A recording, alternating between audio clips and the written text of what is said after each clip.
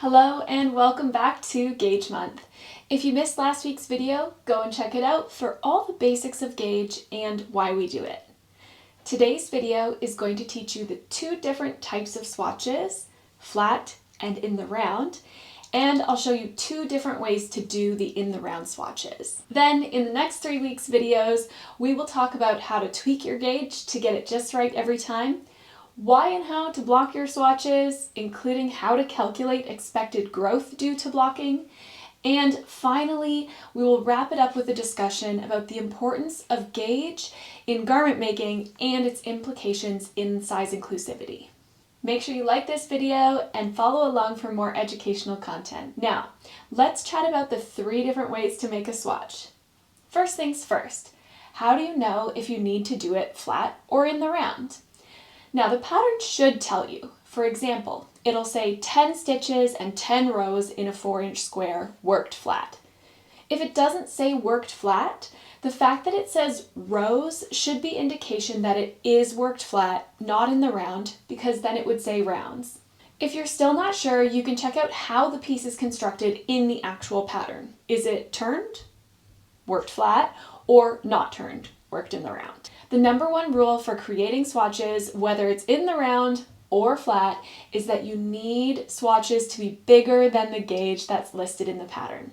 Personally, I recommend that your swatch is around 5 inches or 13 centimeters square. Why though? Because the foundation chains of the first row or round can pull your stitches, the turning chains or chains at the start of a row or round can pull the stitches, and the more stitches we do, the more of a natural rhythm we achieve in our swatch making. I know it would be amazing to be able to make a 1-inch swatch and base all of our stitching off of that, but that's not a large enough sample size to base a whole garment off of. Then, when you have your 5-inch swatch, you just measure the center of it, the center 4 inches or 10 centimeters, to get the most accurate representation of your gauge. How many stitches should I be doing then? My recommendation is doing at least 4 stitches and at least 2 rows taller for tall stitches like double crochet, or 4 rows taller for shorter stitches like single crochet. But more is always going to give you a more accurate gauge. Let's say the gauge listed in the pattern is 14 stitches by 10 rows or rounds. This means you want to make a swatch that is at least 18 stitches by 12 to 14 rounds or rows, and then you will just measure the center of it. Here's the formula for figuring out your swatch size. Stitches. Chain the number of stitches in the gauge plus 4 plus the number of turning chains needed.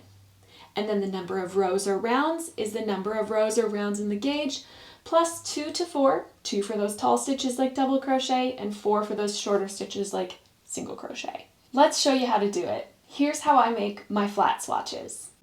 To make your flat swatch, you need to chain the number of stitches in the gauge, plus 4, plus the number of turning chains you need. Or, chain the number of chains equal to 5 inches, plus the number of turning chains needed. For my sample, I'm doing a 24 stitch by 13 row swatch, so I changed 24 plus 2. I love a clean edge, even on a swatch, so I am going to DC double crochet into the back bump of the 3rd chain from my hook and each chain across.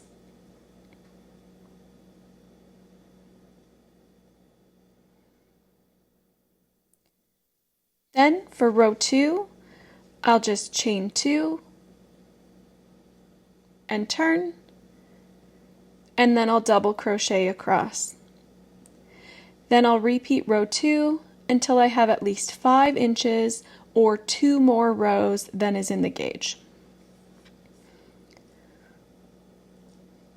Once the swatch is finished, I will measure my pre-blocked gauge.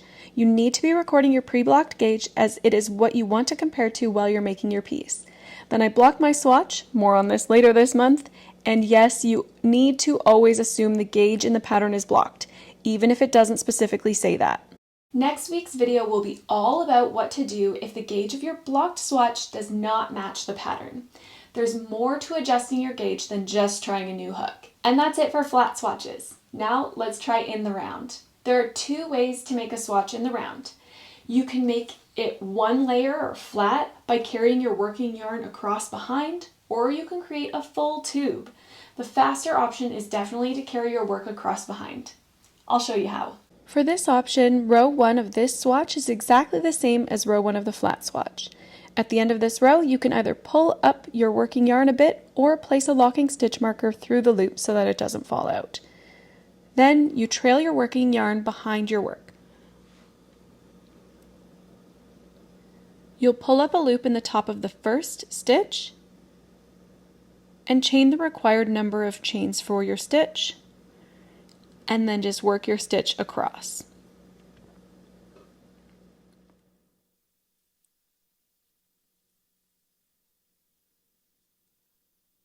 You'll see the loop of the working yarn behind there. You want to make sure it's loose enough that when your swatch stretches, it doesn't pull the yarn tight.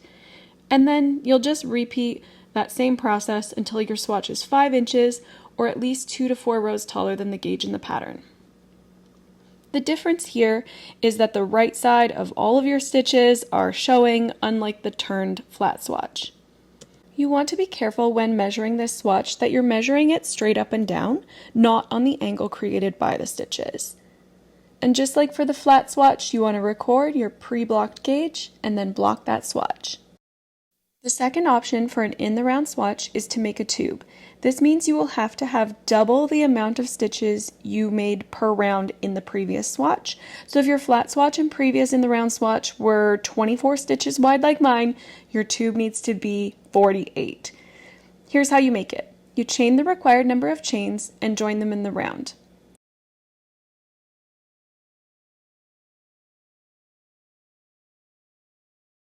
You create your round starting chains. For me, I will chain 2, and then double crochet around the full tube. Again, I love a clean edge, so you'll see I'm working my double crochets into the back bumps of those chains. You do not need to do this.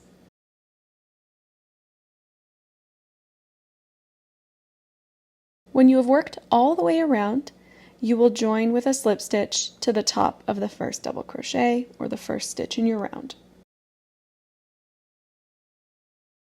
For round 2, you will just do the number of chains you need to get your stitch height, and then stitch around and join with a slip stitch. You'll then repeat round 2 until your swatch is at least 5 inches or 2 to 4 rows taller than the gauge. And your swatch should look like this. Just like with the other swatches, you'll measure your pre-blocked gauge and block it. This one takes a little longer to dry since it is a double layer of fabric. Obviously, this option is more work as it's twice the amount of stitches, but I do find it to be more accurate because the working yarn on the other swatch can leave things a little loose at either end of your swatch.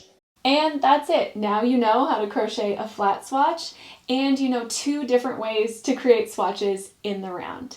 If you have any questions, please pop them in the comments and come back next week where I'll teach you all the methods I know for tweaking your gauge to get it just right every single time. Yes, even if you get the right number of stitches, but the wrong number of rows. Especially if you get the right number of stitches and the wrong number of rows. Give this video a like and hit that subscribe button so you don't miss out on future videos. See you next week.